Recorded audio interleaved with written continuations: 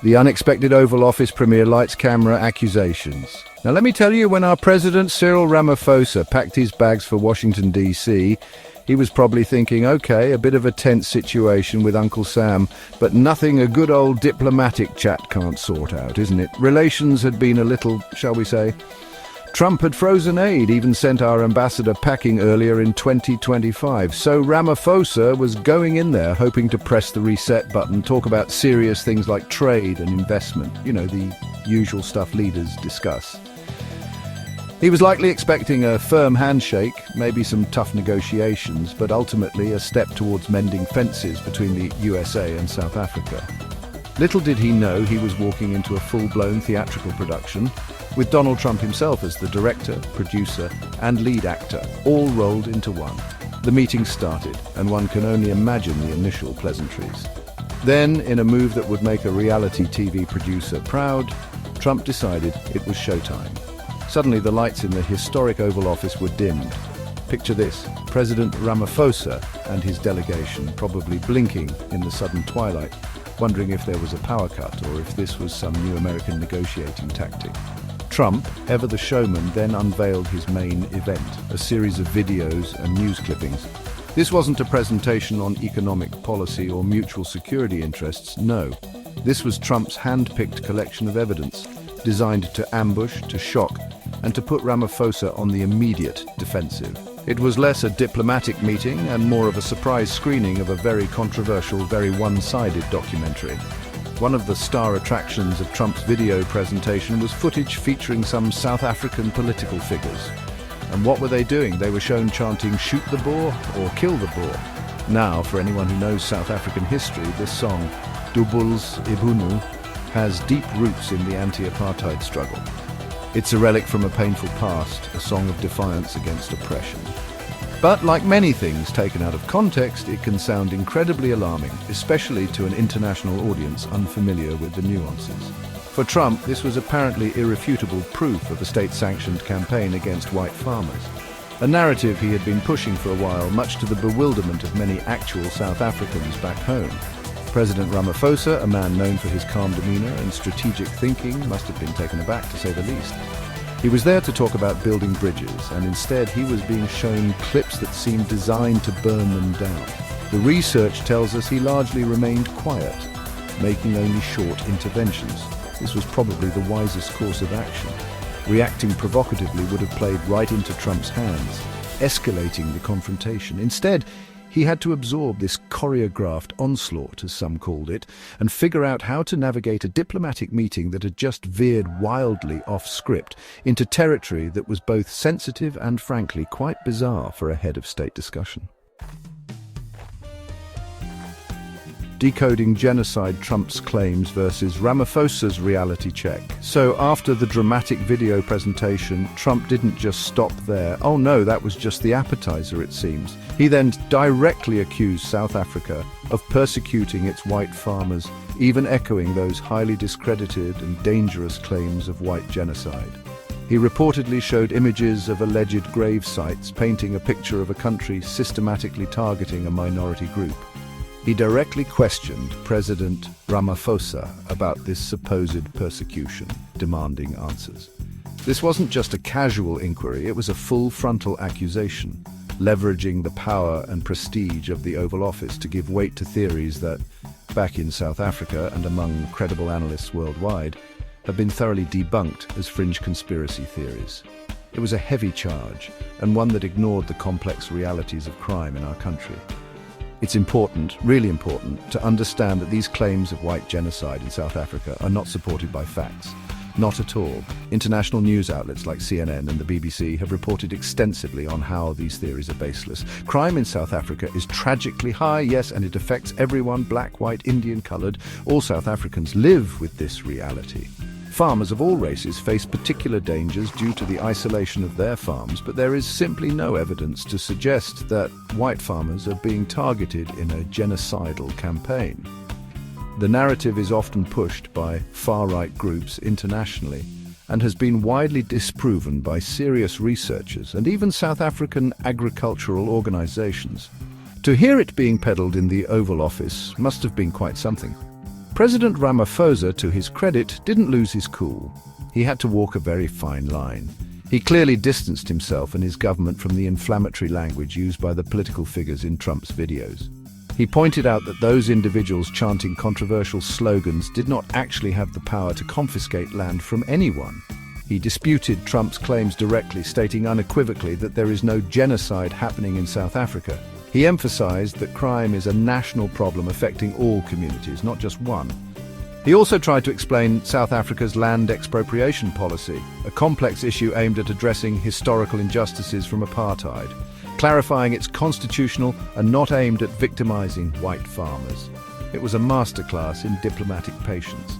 And then Ramaphosa played a rather clever card. He hadn't come alone to this showdown. With him, as part of his delegation, were some well-known South Africans champion golfers Ernie Els and Retief Goosen, and an Afrikaner billionaire. Imagine the scene. After Trump's fiery presentation, Ramaphosa could essentially gesture towards these prominent white South Africans and say, "Mr. President, if there truly was an Afrikaner farmer genocide, do you honestly think these respected gentlemen would be here with me today, representing our country?" It was a subtle but powerful move, using these individuals as a living, breathing diplomatic shield against the accusations. It was a very South African way of handling a very American kind of drama, using a bit of quiet common sense. Beyond the headlines, geopolitics, home audiences and a tech mogul's cameo. This whole Oval Office drama didn't just spring out of nowhere, you see. The backdrop was already quite chilly. As mentioned, US-South Africa relations were strained before Ramaphosa even boarded his flight. President Trump had, earlier in 2025, taken the rather drastic steps of freezing aid to South Africa and even expelling our ambassador. These aren't small diplomatic hiccups, they are serious signals of displeasure. So Ramaphosa's visit was genuinely aimed at trying to reset this fractured relationship, to find common ground and move forward. He was walking into a situation that was already delicate, even before the lights dimmed and the videos started playing. The stakes were high for South Africa, which values its relationship with the US for trade, investment and global cooperation. Now, one can't help but wonder about Trump's motivations. Was this all purely about a deep-seated concern for white farmers in a faraway land? Or were there perhaps some domestic political calculations at play? Many observers believe that Trump's focus on the white genocide narrative was partly aimed at his own political base in America. It's a theme that resonates with certain segments of his supporters.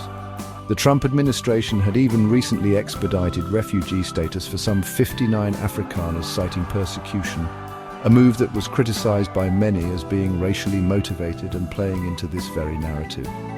Welcoming white South African farmers as refugees certainly sends a particular message to his supporters back home, regardless of the facts on the ground in South Africa. Adding another interesting layer to this whole affair was the presence of Elon Musk. Yes, Elon Musk, South African-born, now a prominent advisor to Trump. Trump apparently made a point of highlighting Musk's South African origins during the meeting. Musk himself has in the past been critical of some of South Africa's economic policies, like black economic empowerment, sometimes framing them as discriminatory. His presence there alongside Trump, as these accusations were being leveled, was certainly noteworthy. It added another dimension to the already complex dynamics, a sort of tech billionaire endorsement, whether intended or not, to the proceedings. One wonders what was going through his mind as he watched his birth country's president being put on the spot like that. Despite Trump's relentless focus on the white genocide claims and the dramatic videos, President Ramaphosa and his delegation tried, bless their hearts, to steer the conversation towards more conventional and, frankly, more productive topics. They attempted to highlight the importance of US investment in South Africa, the potential for economic partnerships, and South Africa's significant reserves of critical minerals, things that are genuinely vital for both countries.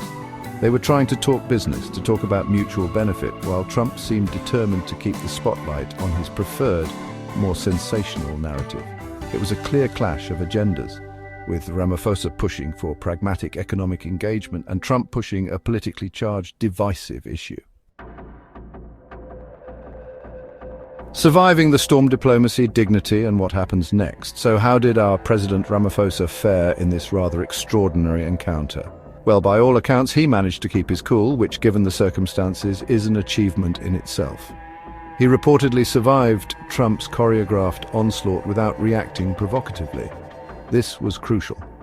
Engaging in a shouting match or storming out would have been a diplomatic disaster and would have given Trump exactly the kind of confrontation he often seems to relish.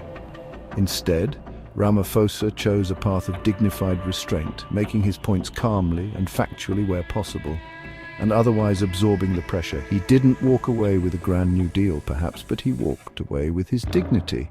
And South Africa's largely intact, which is no small feat when dealing with such an unpredictable counterpart. The immediate outcome of the meeting wasn't exactly a breakthrough in US-South Africa relations. It's hard to imagine any major agreements being signed after an ambush like that. However, the fact that Ramaphosa didn't buckle, that he presented South Africa's case calmly, might have, in some small way, prevented relations from deteriorating even further. Perhaps it offered a tiny glimpse for those in the US administration willing to see it, of a more nuanced reality than the one presented in Trump's videos. The aim was to reset relations, and while this was a very bumpy start to that process, avoiding a complete meltdown was, in itself, a form of success. The world watched, and many would have noted Ramaphosa's composure under extreme pressure. This whole episode really highlights the challenges that foreign leaders face when dealing with President Trump's unique and often confrontational style of diplomacy. It's not your standard, by-the-book international relations, is it? It's unpredictable, it's highly personalized, and it often seems driven by domestic political considerations rather than purely foreign policy objectives. The meeting also threw a stark light on ongoing racial and geopolitical tensions, using South Africa's complex history as a sort of political football. It serves as a case study in how misinformation and divisive narratives can be elevated to the highest levels of international discourse, creating very real diplomatic headaches for countries trying to navigate a complicated world. Ultimately, the Trump-Ramaphosa Oval Office showdown will be remembered as a rather bizarre chapter in international diplomacy. For South Africa, it was a test of resilience and diplomatic skill. President Ramaphosa's ability to stay composed and strategically deploy his diplomatic shields like the golfers showed a level of astuteness. The world is an increasingly complex place, and leaders often find themselves in unexpected and uncomfortable situations. How they respond says a lot about them and the countries they represent. South Africa, a nation born out of struggle and reconciliation, once again found itself having to explain its complex journey towards a more equitable future on a very public and very challenging global stage. And hopefully the focus can shift back to the real issues of partnership and development.